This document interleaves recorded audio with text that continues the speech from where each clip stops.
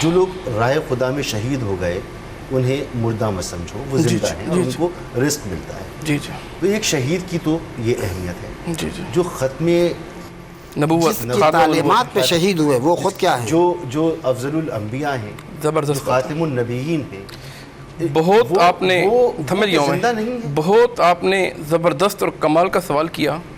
اللہ رب العزت نے اس آیت کے بعد آگے ذکر کیا، یہاں یہ ذکر کیا وَلَا تَقُولُوا لِمَنْ يُقْتَلُ فِي سَبِيلِ اللَّهِ أَمْوَاتٌ، جو اللہ کے راستے میں شہید ہو جائے انہیں مردہ مت کہو، وہ زندہ ہیں۔ اس کے بعد کیا ذکر کیا؟ وَلَٰكِن لَا تَشْعُرُونَ، ان کی زندگی کے بارے میں تمہیں شعور نہیں ہے۔ وہ کیسے زندہ ہیں کہ جیسے آپ موجود ہیں زندہ ہیں، جیسے میں موجود ہوں اس طرح ہیں، جو ان کی کیفیت کیا ہے؟ ان کی کیفیت حدیث رسول کے بارے میں نہیں کہہ رہا، تم سمجھتے ہو وَلَٰكِن لَا تَشْعُرُونَ کا معنی یہ ہے کہ علامہ صاحب میں بات آپ کر لیجئے گا، وَلَٰكِن لَا تَشْعُرُونَ آپ کو شعور نہیں ہے۔ اور اس کی وضاحت شارع کون ہے؟ علامہ صاحب نہیں ہیں، شارع میں نہیں ہوں، شارع کوئی اور نہیں ہے، شارع اللہ کے رسول ہے۔ صحیح بخاری کی حدیث ہے، شہید جب دنیا سے جاتا ہے اس کی روح جنت میں چلی جاتی ہے اور سبز پرندوں میں موجود ہوتی ہے، اور پھر ہر بندہ ٹھیک ہے جب اس دنیا سے جاتا ہے یا تو اس کی روح علیین میں جاتی ہے یا سجین میں جاتی ہے۔ یہ اعزاز ہے شہداء کو، اور اللہ کے رسول صلی اللہ علیہ وسلم کائنات کے امام ہیں۔ شہداء ان کے مقابلے میں کیا مقابلہ کر سکیں؟ شہداء کیا مقابلہ؟ آگے فرمایا وَلَٰكِن لَا تَشْعُرُونَ۔ اللہ بھی قرآن یہ موضوع پہ الگ ہو جائے گا کہ اللہ کے رسول صلی اللہ علیہ وسلم کہ حیات ہیں، وہ ایک الگ لمبی تفصیل اور بحث ہے، اس میں قرآن کی آیتیں بھی ہیں حضرت کی بات، تو وہ ٹائم اس میں ہو جائے گا۔ لیکن وسیلہ جو ہے وہ پیش نہیں کر سکتے ہم کتاب و سنت کی روشنی میں، اور میں نے آپ کو دلائل پیش کیا۔ ماشاءاللہ ایک چیز تو ہماری گفتگو میں 2-3 پوائنٹس تو کلیئر ہو گئے، بالکل کلیئر ہو گئے، بالکل۔ جو آپ نے ابھی کیا اس کے علاوہ تو آپ کو کوئی میری والی گفتگو میں سے کوئی مسئلہ نہیں ہے؟ کوئی نہیں، بالکل کوئی نہیں۔ گویا یا ہمارے جو گفتگو میں یہ معاملات کلیئر ہو گئے کہ جو 3 قسمیں میں نے بیان کی تھیں، اس میں کوئی اعتراض نہیں۔ وسیلہ ذات، وسیلہ اعمال اور وسیلہ آثار، انہوں نے تسلیم کیا کہ وسیلہ آثار اور یہ سب درست ہے۔ ایک وسیلہ ذات بھی گویا سب پہ اتفاق ہے، بات مڑ توڑ کے ایک چیز پہ رہ گئی، اور وہ کیا ہے کہ بعد از وصال رسول صلی اللہ علیہ وسلم اب کیا ہم ان کے نام کا وسیلہ پیش کر سکتے ہیں یا نہیں کر سکتے؟ میں یہاں اپنی عوام کے لیے یہ بات بھی عرض کرتا چلوں کہ ہمارا ہرگز کسی مسلمان کا یہ عقیدہ نہیں ہے کہ وہ ڈائریکٹ اگر اللہ تعالیٰ سے دعا مانگے تو اس کی دعا معیوب ہے یا وہ دعا کمزور ہے یا اس دعا کی قبولیت نہیں ہوگی۔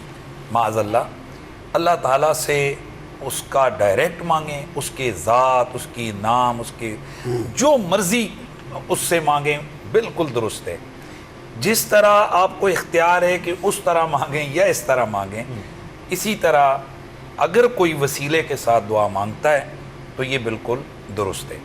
یہاں سے ایک کانسیپٹ جو لوگوں کے ہے کہ کیا اللہ سنتا نہیں کہ وسیلے درمیان میں لاتے ہو، وہ انہوں نے خود بتا دیا کہ حضرت عمر نے اپنے عمل سے بتا دیا کہ اللہ ڈائریکٹ بھی تو سنتا ہے، بیچ میں حضرت عباس کا وسیلہ کیوں لے کے آئے ہو؟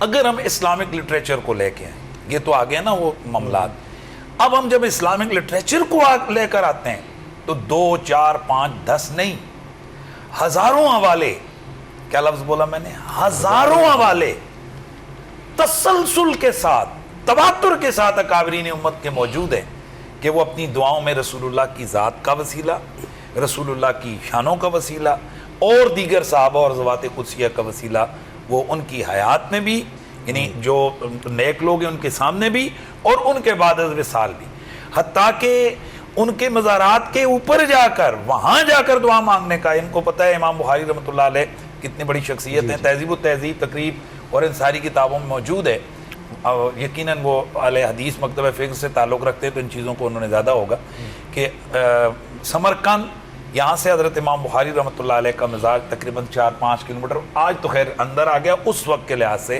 وہ شہر سے باہر تھا۔ وہ ایک ڈیٹیل ہے کہ وہ شہر سے باہر کیوں نکالا تھا، امام بخاری کے اوپر فتویٰ لگایا تھا شہر کے مولویوں نے کہ اندر شہر میں اس کی قبر نہیں ہونے دینی، ٹھیک ہے، کوئی وجوہات تھی۔ سمرقند کے اندر قحط پڑ گیا، ٹھیک ہے جی، تقریب کا والا دن قحط پڑ گیا اور اب بارش نہیں برس رہی، تو ایک اس جگہ علاقے کے ایک صوفی منش یعنی نیک بزرگ تھے، وہ آئے اور انہوں نے قاضی وقت کو کہا کہ تم خود بھی نکلو اور سارے لوگوں کو یہاں سے نکالو اور سب جاؤ امام بخاری کے مزار پرانوار کے اوپر، اور وہاں جا کر اللہ تعالیٰ سے تم جو ہے نا وہ دعا مانگو تو اللہ تعالیٰ تمہیں وہ عطا فرمائے گا۔ تو جس وقت امام بخاری رحمۃ اللہ علیہ کے مزار پر، پورا واقعہ وہاں لکھا ہے کہ جب یہ لوگ گئے، انہوں نے جا کر وہاں اللہ تعالیٰ کی بارگاہ میں امام بخاری کے مزار پرانوار کے قریب جا کر دعا مانگی، تو اتنی بارش ہوئی کہ یہ 4-5 کلومیٹر کا فاصلہ طے کرنے میں ان کو ہفتہ لگ گیا۔ اچھا، اور دوسری جگہ پر 3 دنوں کا ذکر بھی ہے۔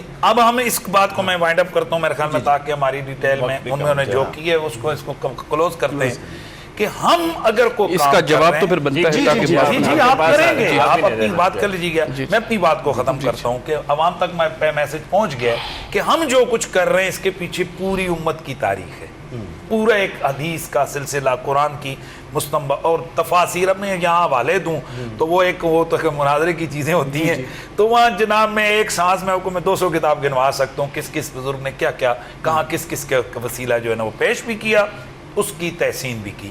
اس لیے قرآن مجید میں اللہ تعالیٰ فرماتا ہے کہ تم مومنین کی راہ پہ چلو، ٹھیک ہے جی۔ من یشاقق الرسول من بعد ما تبین له الهدى نوله ما تولى، نہیں پیچھے نا، من یشاقق الرسول من بعد ما تبین له الهدى نوله ما تولى، نہیں آیت کس طرح آئے گی حافظ آپ؟ من یشاقق الرسول من بعد ما تبین له الهدى نوله ما تولى ونصله جہنم سات مسیر، ویتبع بیچ میں چھوڑ گیا، ویتبع غیر سبیل المؤمنین نوله ما تولى ونصله جہنم، اصل چیز چھوٹ سات مسیر۔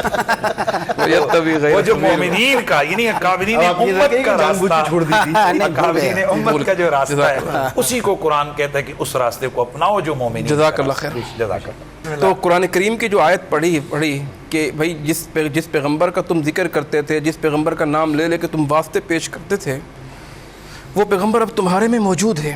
آپ صلی اللہ علیہ وسلم کی ذات کے حوالے سے تورات میں ذکر ہے، زبور میں ذکر ہے، انجیل میں ذکر ہے، اور وہ ذکر پڑھ کر یہاں یہ تو نہیں تھا کہ وہ صحیح کرتے تھے کہ غلط کرتے تھے۔